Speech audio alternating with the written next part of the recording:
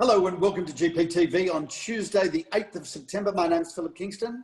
And I'm Gary Peer, and what a beautiful Tuesday it is with the sun shining. You know what, Gary? Thank you for reminding me that the sun is shining and that even after the cold, dark Sunday announcement, the sun does rise in the morning and sets in the afternoon. So, I suppose we've got to pinch ourselves and say we are still blessed to live in the best city of the best country of the world, even if it is subject to the most intensive lockdown since the Second World War in Paris.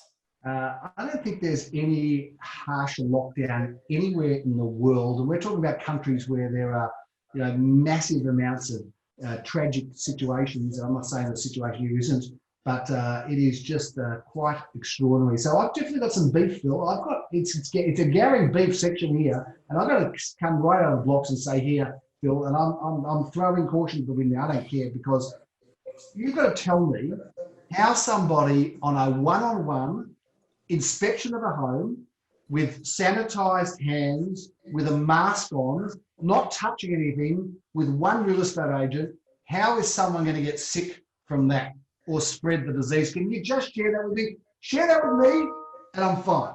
I'll leave Gary, you alone. Right now, that's my beat, Phil. There's a lot of controversy around all of this, of course. So, to share your beef, you're able to take an Uber ride. Okay, let's just think about the mechanics of an Uber ride. You sit in the back seat, the Uber driver is in the front seat. At best, you may be a metre away, at very best, and you're in a confined space. And if you think about the internal metrics of a car, there's not much more confined experience than being in a car. So you can take an Uber ride just about everywhere you want to go in Melbourne, but you cannot go for a one-on-one inspection through a house with a real estate agent. Now, I get it, Gary, that real estate agents are far more infectious type animals than Uber drivers are. But allowing for that, Gary, allowing for the fact that we're more infectious than an Uber driver, the bottom line is we are working in approximately 100 times more clear space than an Uber driver is. So what is it with this government? And what is it with this government and their hatred for real estate agents and the real estate industry? Because it actually feels like a hatred. This is not protecting people anymore, because I understand the responsibility of protecting people, notwithstanding we could debate that we're here because that wasn't adequately carried out by the government. We could debate that. I'm not making that statement. I'm saying it's a debatable point. But what I am saying, Phil, is I think the fact that we have got now to wait, and vendors and buyers have got to wait to be able to transact their homes at the earliest, at best, on the 26th of October. And we can't show a single person to a single home with all of the possible protection. I mean, how is anyone going to get sick? Can you tell me? Because this is my beef this week, Phil, and I'm bloody over it. I'm telling you now. I'm pissed about this. Well, you can be pissed all you like, Gary. You can be all over it. You can be over it all you like. But the reality is, we are subject to the rules and the laws of a democratically elected government, and all we can do is voice our concerns, voice our issues. But ultimately, we have an elected leader of a democratically elected government, Gary. And goodness knows, if this was a benevolent dictatorship run by you or me, we would not be in this position at all. I think the business community would be able to trade a lot more, Phil, that's for sure. No question about that. And as a business person, it's frustrating, but even as a consumer and even as somebody that just wants to give buyers and sellers and tenants, for goodness sake, a break, and landlords, of course. And of course, the landlord moratorium has been extended, or the tenant moratorium has been extended. And I've got to say that, my heart goes out to the tenants that are unemployed or stood down. It's a shocking situation, but I also have a lot of, pity and empathy and understanding for landlords that have got their one property. The mums and dads have got one property, Philip. They live off that income. They're now not getting that income. I also feel for those people. And if they wanted to sell their properties just to be able to cash in, they can't do that now either. So it's just, it's quite extraordinary. Having said that, Phil. And there's a look, Having said that.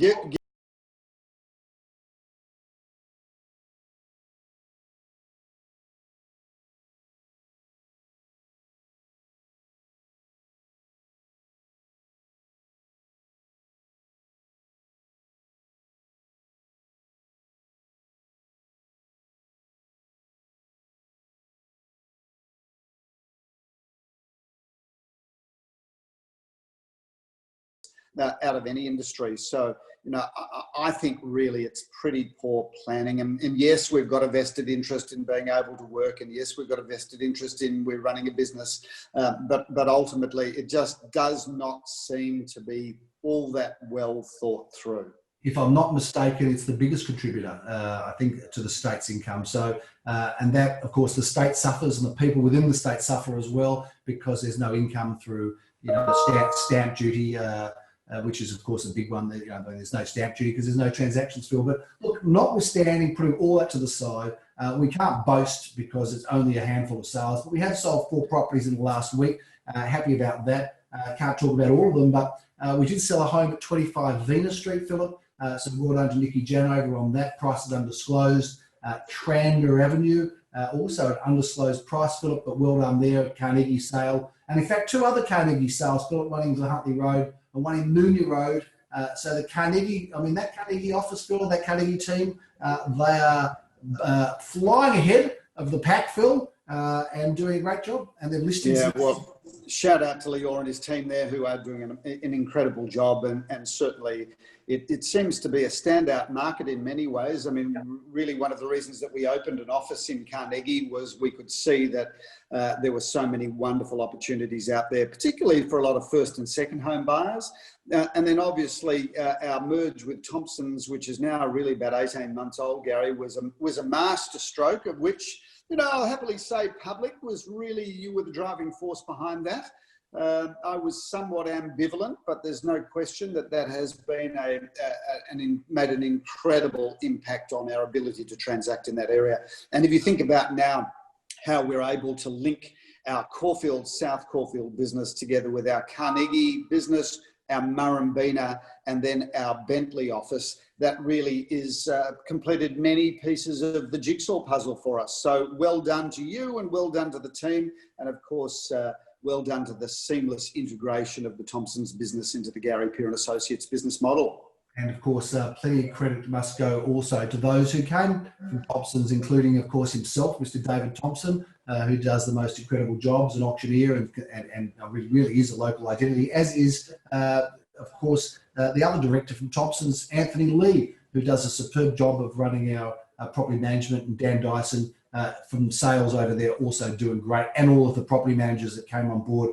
It's been a truly happy story, Philip. A happy real estate story, I'd like to say. Well, we are looking for some happy real estate stories at the moment, Gary, because ultimately, if you have a look at the volume of sales in Melbourne last weekend versus this same weekend last year, and keep in mind that 2019 wasn't the flashiest of real estate years. It's now looking like one of the best real estate years in history if you only compare it to this year. But I think that the stats aren't fully in yet, but I would imagine, and I'm tipping, that the volume of sales through lockdown versus the same period last year, Gary, I'm tipping that it's probably down by 80%. Yeah, I just absolutely, if you would have thrown to me, Phil, I would have given you the same number. I reckon we are doing a fifth of the sales, and that would be across the industry. There'll be agents that, you know, wouldn't sell anything now at all.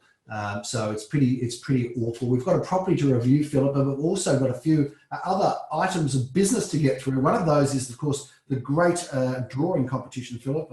Now that the great art or drawing competition has been extended to the end of September. By popular demand, Gary, I believe. So please, people who are watching GPTV, or people who are out there in the general community, put forward your drawings, put forward your art.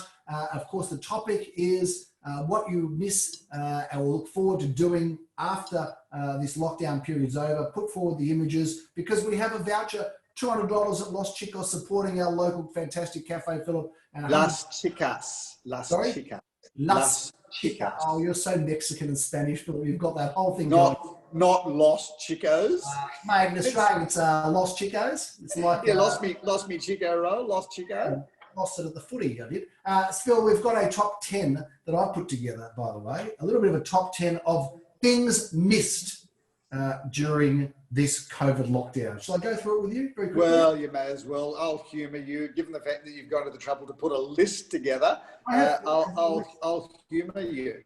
Or top 10 things, and I'll get to the number 1 at the end. So we'll go from 10 to 1, Philip. But number 10 has got to be, I miss traffic. I never thought I missed traffic, but I miss traffic. I miss clean cars, number 9.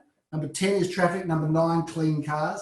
Number 8, Philip, is smiling faces. You don't see a lot of smiling faces out there. You don't see any faces, in fact, because everybody's masked up, looking like somebody else, an extended team of bandits, Philip. So you're missing people's noses, Gary.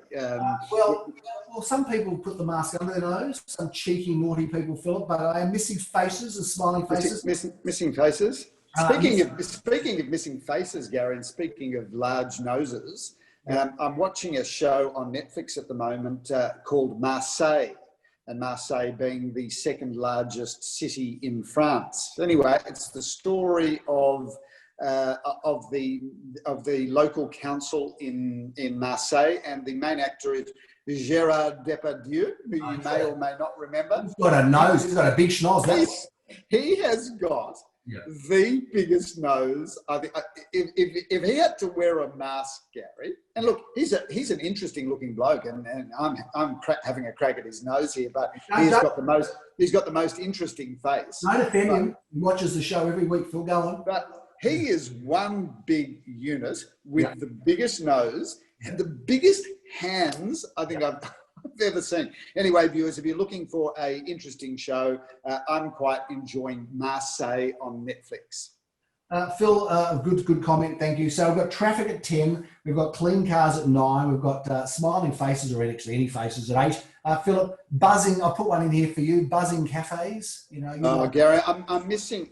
I think that's probably close to my number 1. I'm missing the ambience of just sitting in a cafe with a colleague, with a friend, with a client, having a coffee, just experiencing the Melbourne cafe. No one does cafes in the world as good as Melbourne cafes, and a shout out to all of the cafe proprietors. They're just doing it so hard. I mean, I think that hospitality and travel workers, a special shout out to them, because they have just been smashed, Gary, and they contribute so much, particularly the cafe proprietors and the hospitality workers. They contribute so much to the Melbourne landscape. I tell you, the other thing I've put in here, Philip, at number 6 of the things that I'm missing is reports on crime. You don't hear about crime now. If you're a robber, if you're a house robber, Phil, you'd be pretty angry right now, because firstly, everybody's imitating your look because they've got a mask.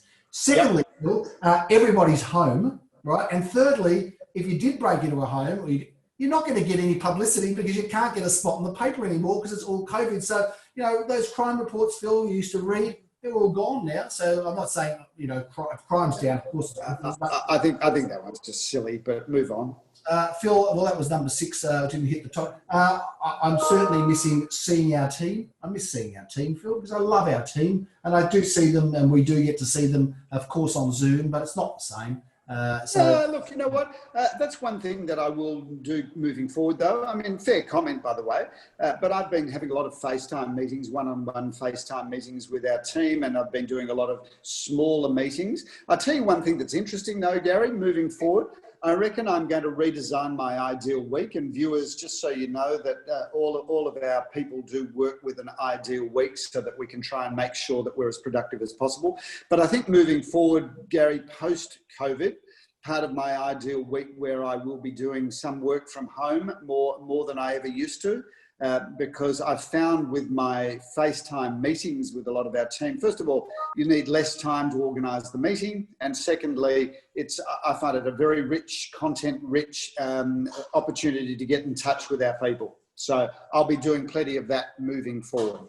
Oh, very good. Well, there are some people that will miss you in the office, Philip. Other people will say, enjoy your time at home and knock yourself out. But, it is not the same as seeing people in person, that's for sure. Giving them a hug, shaking hands, high-fiving, all of that sort of behaviour, Phil. There'll be none of that, of course. And you were giving our team a hug, Gary, in a politically correct, non-sexually harassing, completely decent, upstanding thing to do. It was always look, you know what? I think you've got to drop the hug. Sooner or later, Gary, it's going to cost us big money. So I think you've got to drop the hug. Is there no such thing? With this engaging list of 10, and no, there's no such thing as a non-creepy hug when it comes from the owner of the business. Okay, I'll have to keep that one in mind. What about if someone goes to give you a hug first, Philip? Can't reciprocate? You've got to say just a moment, and you've got to call another person in who records it on their phone, so that we can use it as evidence when we're ultimately sued for that hug. Get a waiver signed, Phil. Get a waiver, a disclaimer. You've got to get your lawyer on the phone. You've got to have it filmed, and there's got to be an independent witness that is prepared to stand up in court and say, "Nah, that was a perfectly fine hug."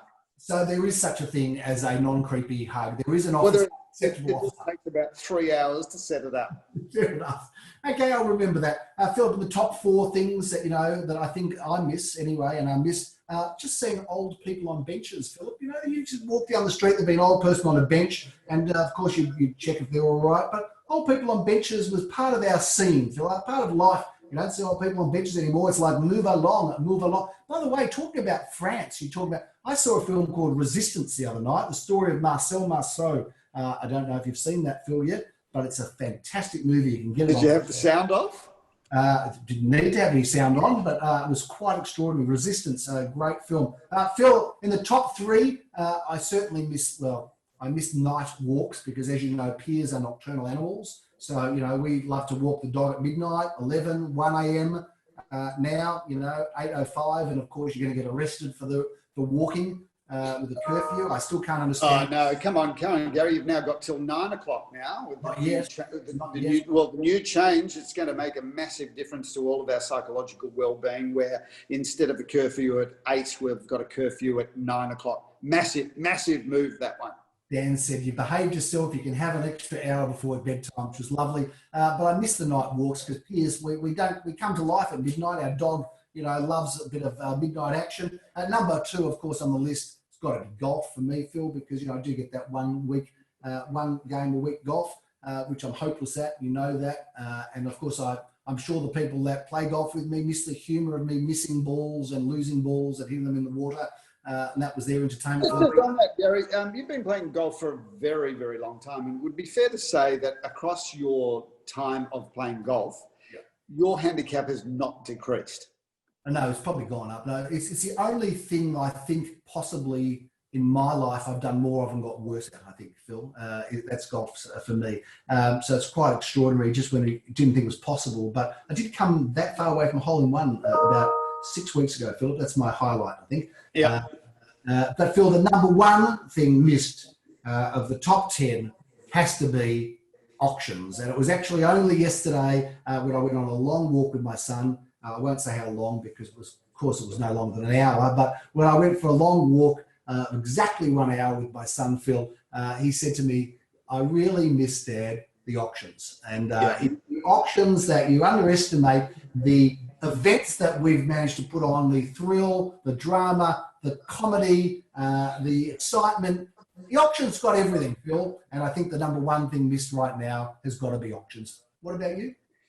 Well, if you think about it, Gary, auctions were so much to so many. Obviously, it was it's a method of facilitating a real estate transaction. That's the most obvious. But what's not obvious was bringing the neighbours out, bringing the community out, the opportunity for neighbours to interact and talk to each other.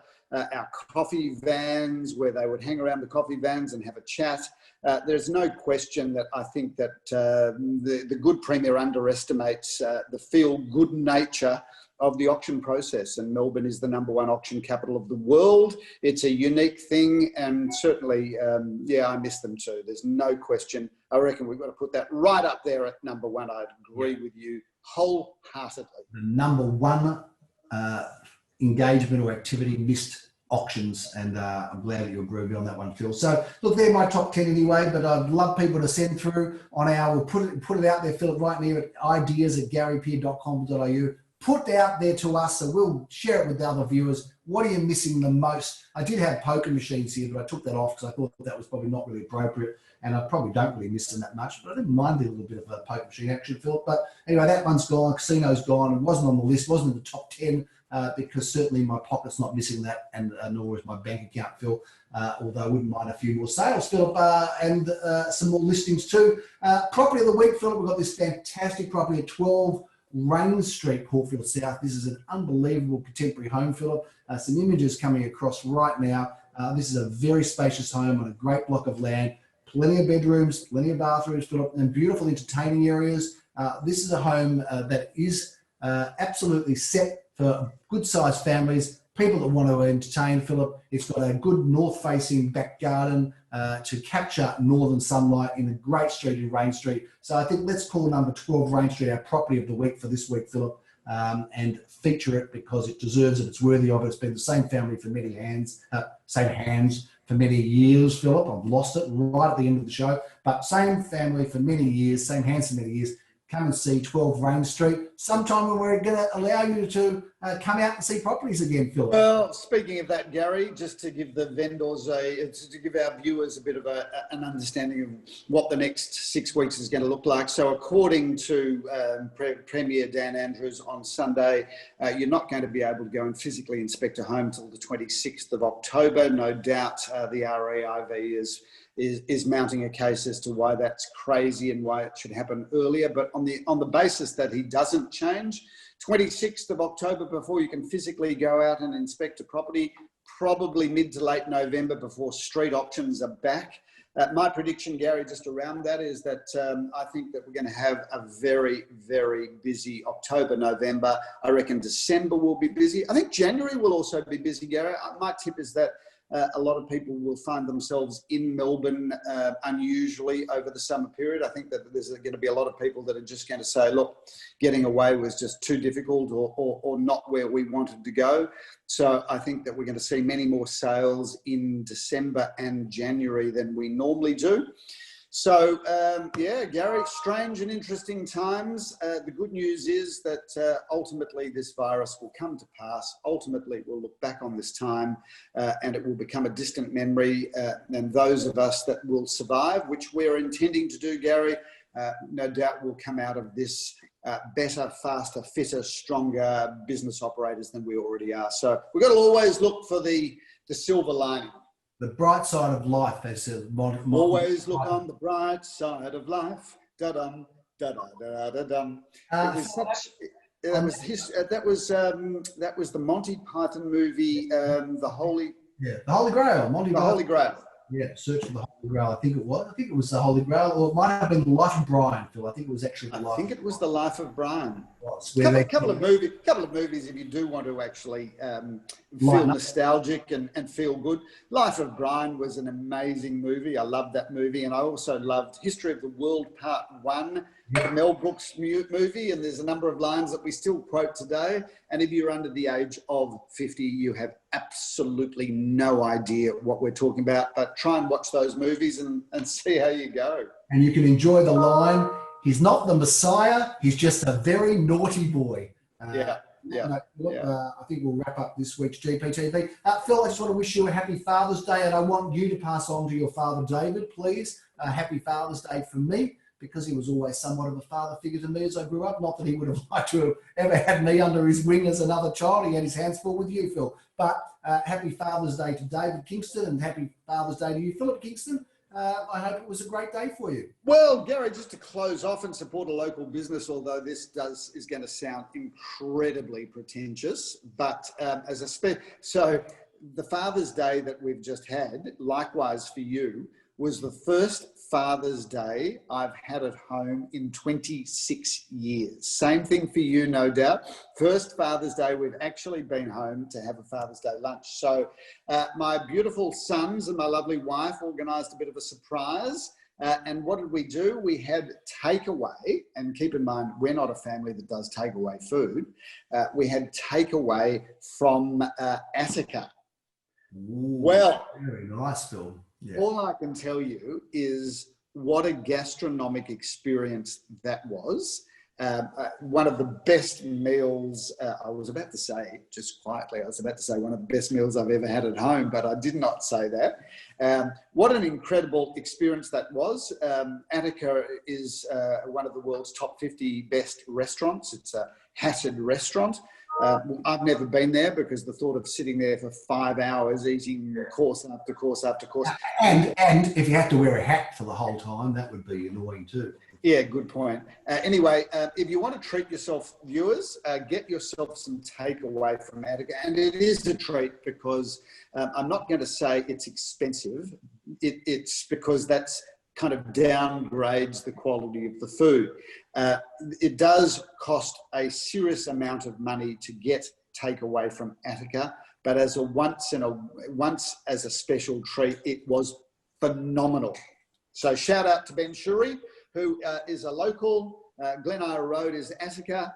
They have certainly done the most incredible pivot, as have so many restaurants. But that was a real experience. It was magnificent. Well, you're right, Phil. It did sound very pretentious. I'm sure it was enjoyable. It was very pretentious. I'm not sure what sort of person does that and comes on, the screen and talks about that in these difficult times. But if that's what you want to do on Sunday, that's fine.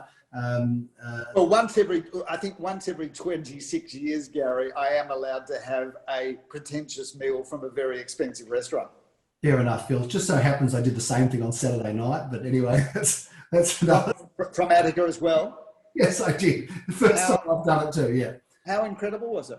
Unbelievable meal, Philip, and congratulations. I don't mind supporting them as a local business because as incredibly well known as they are, they'd be doing it tough too, like everybody else. Not a lot of people would be going there. They're set up, of course, it would be an expensive setup there, but they do a incredible takeaway, and I think we should promote a lot of local businesses here, Phil. Yeah, let's do that. Let's make that a thing from GPTV moving forward. Let's have a local business, support your local business segment.